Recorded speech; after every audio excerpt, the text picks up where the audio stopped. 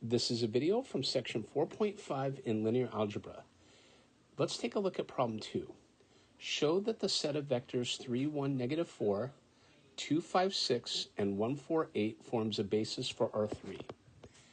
Set A times 3, 1, negative 4 plus B times 2, 5, 6 plus C times 1, 4, 8 equal to 0, 0, 0. Now, let's create a system from this vector equation.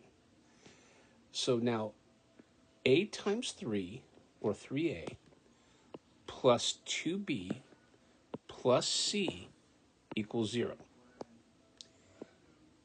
A times 1, or A, plus 5B plus 4C equals 0. And then we get negative 4A plus 6B plus 8C equals 0. And we want to solve for A, B, and C. So let's set up a matrix equation from this system. So we're going to take the matrix 3, 2, 1, 1, 5, 4, negative 4, 6, 8, and we're going to multiply by the column vector A, B, C and set it equal to 0, 0, 0. Now, what I'm going to do is I'm going to let A equal the matrix 3, 2, 1, 1, 5, 4, negative 4, 6, 8. This is my coefficient matrix. And I'm going to take the determinant of A. That's what I'm doing over here. So the determinant of A is equal to the determinant of 3, 2, 1, 1, 5, 4, negative 4, 6, 8. And this is equal to, expanding along the first row, 3 times 40 minus 24 minus 2 times the quantity 8 plus 16 plus 1 times the quantity 6 plus 20. And that's equal to 3 times 16 minus 2 times 24 plus 1 times 26. And that's not 0. And so what that tells me is that the matrix A, which equals the matrix 3, 2, 1, 1, 5, 4, negative 4, 6, 8, is invertible by that equivalence theorem. What does that mean? I can solve very freely for the column vector ABC. That's the inverse of the matrix 3, 2, 1, 1, 5, 4, negative 4, 6, 8, times the column vector 0, 0, 0, which is equal to the column vector 0, 0, 0. And that forces A to equal B to equal C to equal 0. And there's no other choice for A, B, and C. And so that says that the set of vectors 3, 1, negative 4, 2, 5, 6, and 1, 4, 8 form a linearly independent set. Now, does this set span R3? That's the second condition we have to check. So let X, Y, Z belong to R3.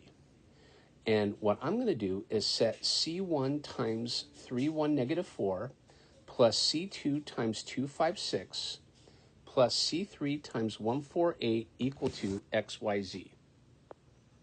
Now, my system looks like the following. I get 3C1 plus 2C2 plus C3 equal to X. So I want to make sure we notice I'm equating components.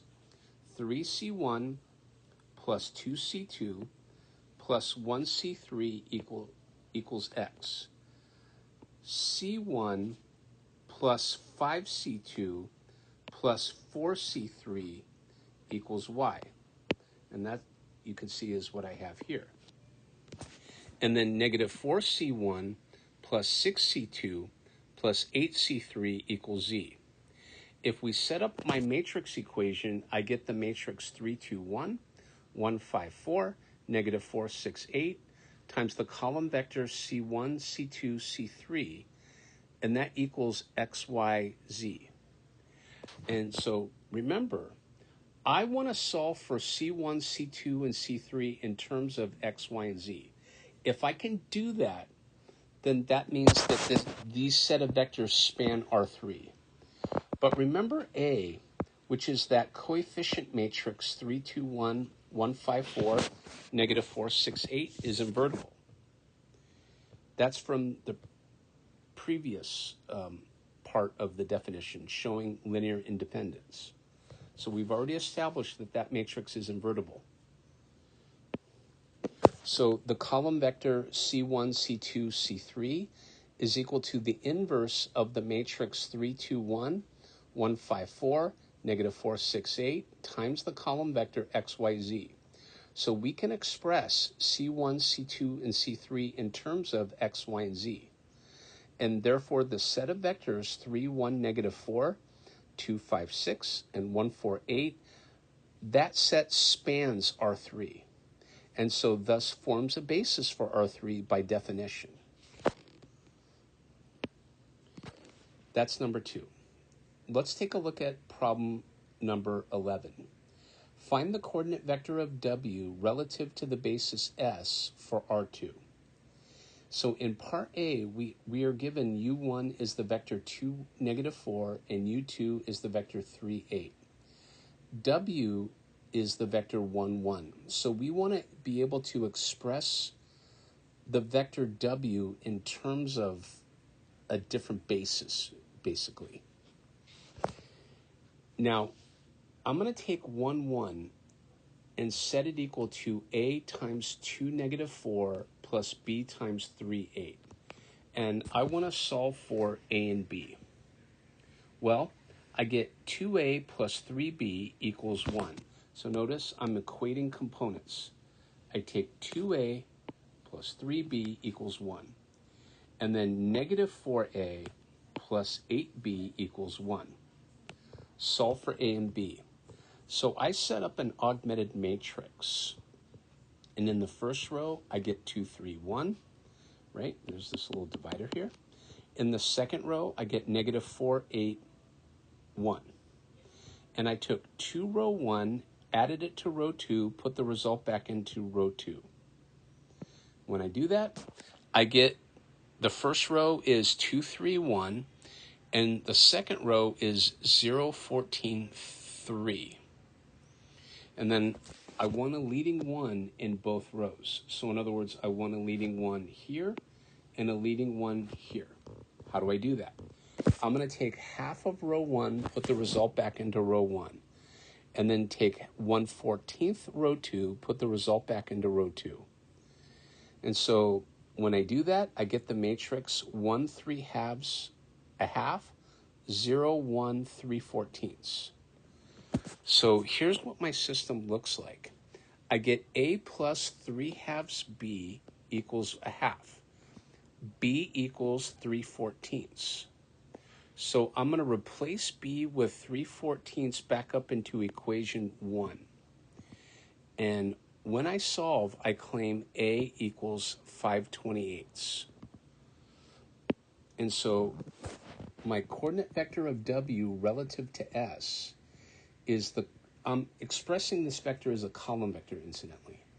So the column vector is 5/28, that's A, and B is 3/14. And that's how we do part A. Part B, suppose I'm given U1 is the vector 1, 1, and U2 is the vector 0, 2. And W is the vector AB. So I'm going to write the vector AB as a linear combination of vectors U1 and U2. So in other words, I'm going to take C1 times the vector 1, 1 plus C2 times the vector 0, 2, and I'm going to set it equal to the vector AB. And so what that tells me is that C1 equals A, right? And then C1 plus 2C2 equals B. I'm just equating components. That's it. And so C1 equals A, so as I'm saying, I'm going to replace C1 with A into equation 2. And then when I solve for C2, I get C2 is 1/2 of B minus A. And so therefore, the coordinate vector of W relative to S is A, that's my C1, and then 1/2 of B minus A is my C2. And notice I expressed the coordinate vector as a column vector. And that's how we do problem 11B. And that'll do it for this video for section 4.5, and we did problems 2 and 11. Thank you.